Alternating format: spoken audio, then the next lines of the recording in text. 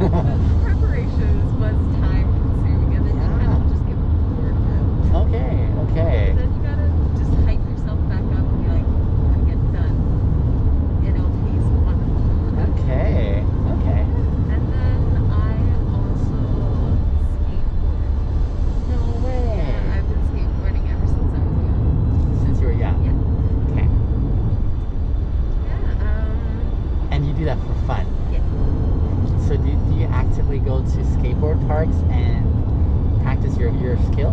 Yeah. I like to go to jumps with my boyfriend. Yeah. And he's not a big skateboarder, but Yeah. he'll just be there to support me. And Yeah. And red light camera in 100 meters. Wow. It's just Speed so limit sweet. is That 50 is really kilometers sweet. per hour. That's amazing.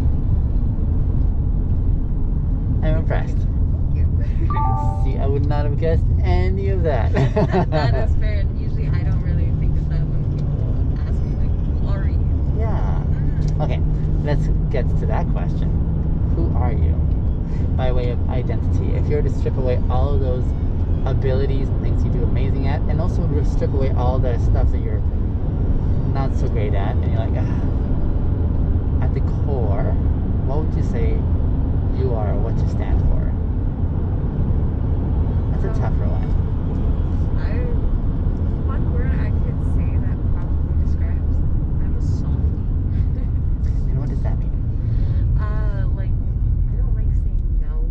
Oh, I see. If somebody gets mad, I'll just be like, You'll I'll wilt. be there around them, wondering why, or just I being see. like, I'm sorry. Like, I I'm very see. apologetic too. Gotcha. I hear ya. Yeah, and I'm just always there for people and Yeah. doing stuff for people, even though they don't ask. And they're like, why'd you do it? And I'm like, I just wanted to. Gotcha. Yeah. Okay. Definitely, I would say a softie. Gotcha. Or I would say weird. Weird. Oh. And what are the weird expressions? Ooh, I get a lot of people just tell me I'm weird because I don't know. I Yeah. just get these word outbursts of Yeah. just like I do weird dances. Yeah. So it's just like people are like, you're so weird. I see. No, But you feel open and safe to do that in front of those people. Yeah. Which means that they're like you're safe people. yeah. So definitely, I would say I'm very quiet at the beginning. Yeah. I You open definitely up. run off people's energies. Yeah. I like to say. Yeah. For So sure. right now you feel like you're riding on my energy. Yeah. I definitely felt like so brave, like, and like blessed and happy once I got here. Wow. Yeah, it was just like, oh my god, you're very open. I wouldn't have ever expected you to be an introvert. I see. By the way, you know I'm not an introvert, right? Yeah. Yeah, okay. Just to clarify the tale here. May I have permission to step on your toes? Okay, figuratively speaking, of course. Of course. Would you say that you have codependent tendencies? Kind of, depending on what it is. Okay. That's for sure. So when I was hearing you say that you're a big softie and that you are very sensitive to respond to people's needs, the question I wanted to ask is, does that expression come across even at the expense of your own needs? Sometimes I definitely do like to put people's feelings before mine. Mm-hmm. And like even I know like maybe you put yourself first. Sure. People. Sure. Just the way my mind's like thinking Yeah. of how they're gonna feel Yeah. or what's gonna happen, what they might want. Mm-hmm. Just like be that one step up. How do you feel you do in implementing your own personal boundaries with reference to your community and those you interact with? Definitely when I'm with people or I'm just out, I think just kind of like how people are feeling around me Yeah. and then how I want to feel around them. Gotcha. And I really like to think of like what people think of me. So I try to get into that mindset that people are just enjoying their own time.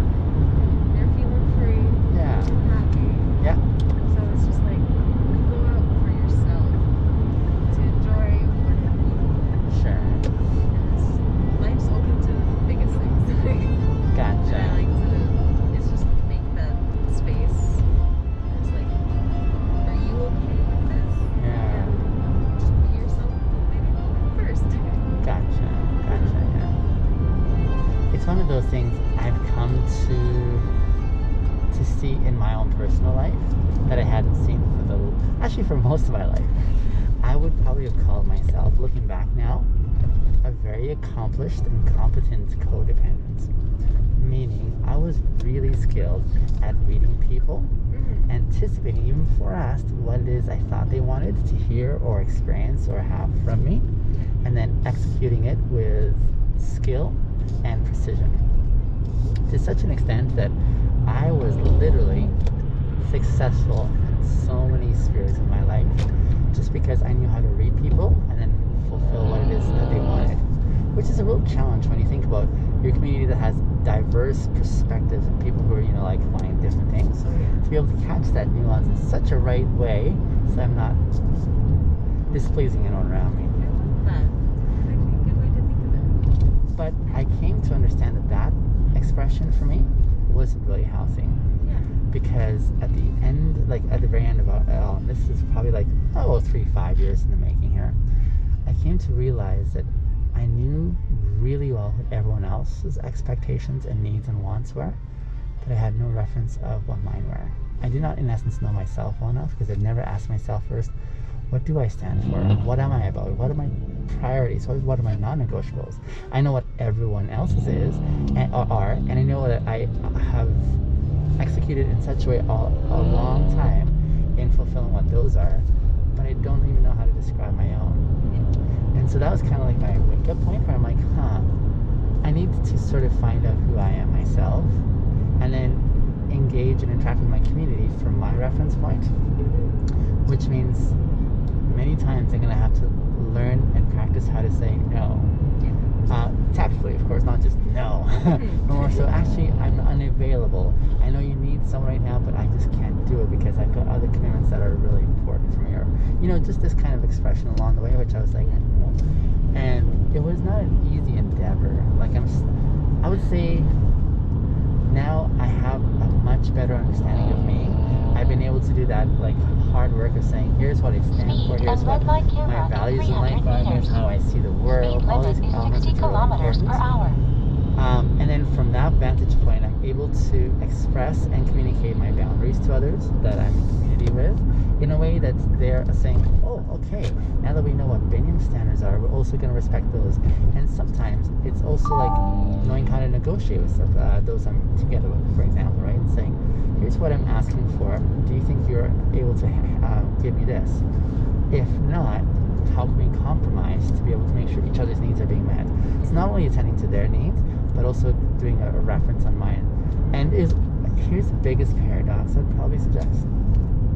It was learning how to become selfish in a way that I'd always been taught selfishness is wrong. But how to become selfish so I'm attending to myself first so that I can have enough energy to help or serve others, which is the important part. It is. Yeah. It really is.